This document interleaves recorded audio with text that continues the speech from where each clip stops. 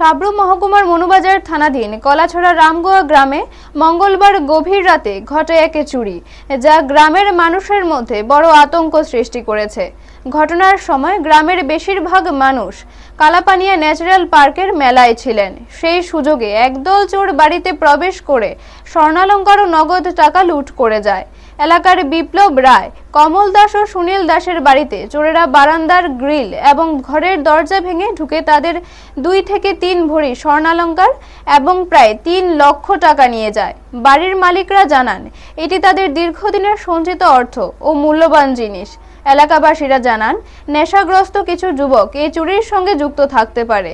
বাড়ির মালিকরা চিৎকার করলে পার্শ্ববর্তী মানুষরা এসে পুলিশকে খবর দেন। মনুবাজার থানার পুলিশ এসে প্রাথমিক তদন্ত করে বাড়ির মালিকদের কাছ থেকে তথ্য সংগ্রহ করেছে। গ্রামের লোকজনকে সতর্ক করে বলা হয়েছে, বাড়ির তালা ও দরজা ঠিকভাবে বন্ধ রাখার মাধ্যমে ব্যক্তিগত ও পারিবারিক নিরাপত্তা নিশ্চিত করা অত্যন্ত জরুরি। ব্যুরো রিপোর্ট, নিউজ তৎকাল 24।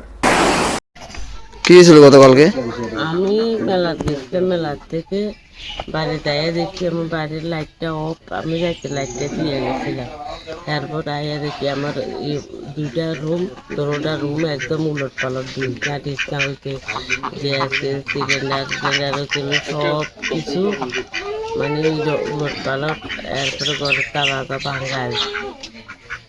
এরপরে এবার ঘরে যাই দেখি টুকিস যা তো বিছনা, ছেলের বিছনা সব আইলেন না।